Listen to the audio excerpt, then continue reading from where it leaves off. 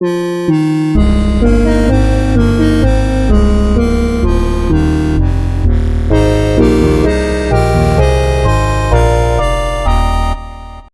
few days ago at Game Developer Conference 2010, Sony revealed the finalized version of what was previously called the Sony Motion Controller. They revealed that for the first time at E3 in 2009, which was last year.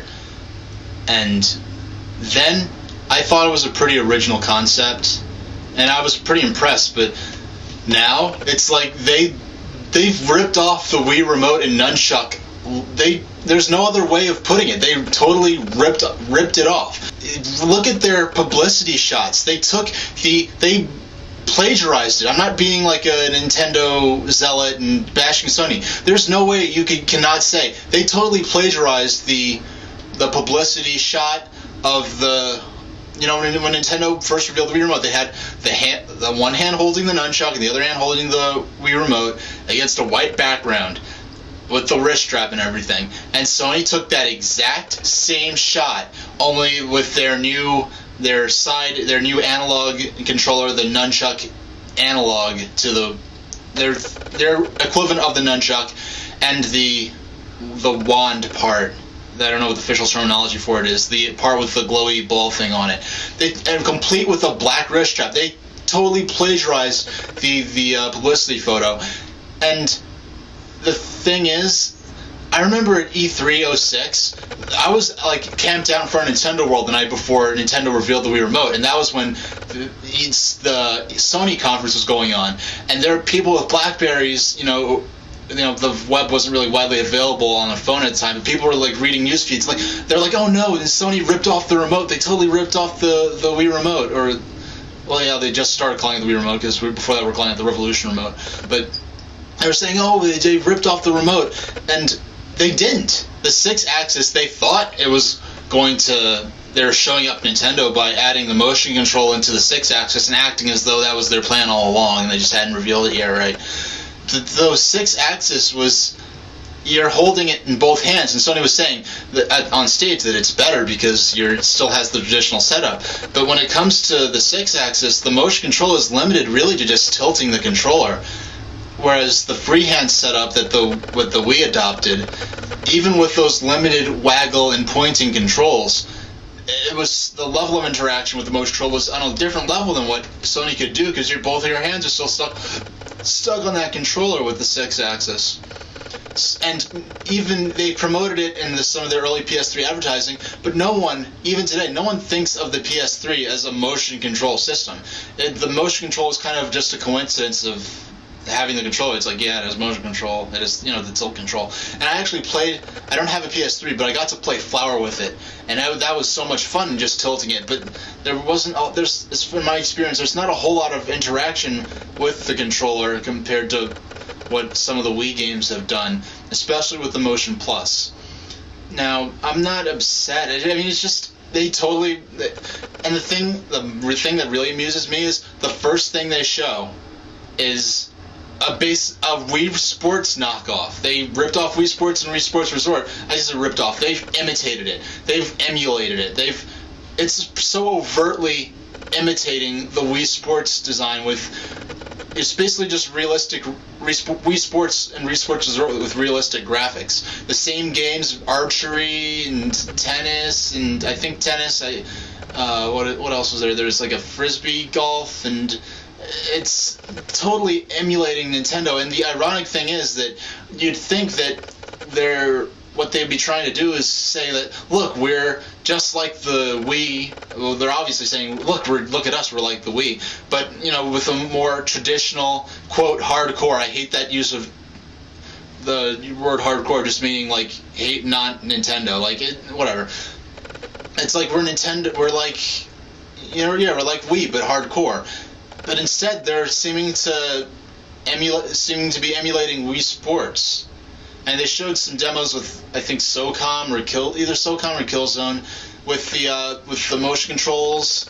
And I'm like, well, I was playing Metroid like that 3 years ago, and back then all the quote pundits on G4 were just saying that Metroid Prime 3 was just an attempt at Nintendo to to masquerade the system as a hardcore or a mature system when it was really just a kiddie system with nothing but Wii Sports and Wii Fit and all that. But now it's like, oh, so calm with the motion. What is it called? PlayStation Move. It's so cool. And I don't know, just the fact that they actually added the nunchuck, and frankly, if they wanted, it's pretty much necessary. It's kind of like one airplane company complaining about another airplane company ripping them off because their plane has wings and a tail fin and jet engines, and like those are pretty much, if you want to fly, that's what your plane's going to have on it. And like I said before, if you want motion control, you have to go freehand or hands-free like Natal. So, of course, they're going to have freehand, and you got to keep the analog stick in place somehow, so the nunchuck, the style secondary unit is how it's going to go. The reason the Wii became so popular is because that was the de facto standard controller from the very beginning. It wasn't an accessory that only a few games supported. It wasn't a side thing. That was the controller. And when it comes to how the nunchuck is wired to the Wii remote, and the zapper and the Motion Plus, how the classic controller is wired to the Wii remote, I think that has a lot to do with, not only does it let you not need batteries for the classic controller, but the fact that it's tethered to the Wii remote. It's a psychological thing. It's saying, yes, this is a secondary controller, but the controller is the motion Wii remote that's held in one hand. And it's really difficult for a controller, for so far into the system's life, for Sony to be introducing this new controller. There's no way this is going to be, in my projection, I don't see this becoming the standard de facto controller. Or I think it's, at best, I see it being something, a cool add-on like the iToy, probably with better support than the iToy had for PlayStation 2. If someone's going to be looking at these two systems, the Wii, the motion control, and even, let's consider the Wii Motion Plus as like a standard accessory at this point, because there are already millions of Wii Motion Plus units out there.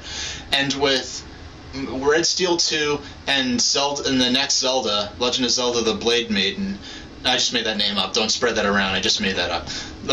With the new Legend of Zelda, those are really going to be huge killer apps for getting not just the Wii Sports resort crowd, the casual crowd, but the hardcore, the veteran gamers buying and using Motion Plus to play games with one-to-one control, with only a slight upgrade, or only a $20 upgrade to their existing Wii remote, or they could buy the Motion Plus with the remote, as in that bundle they have. So that's going to be something to consider. It's a lot less.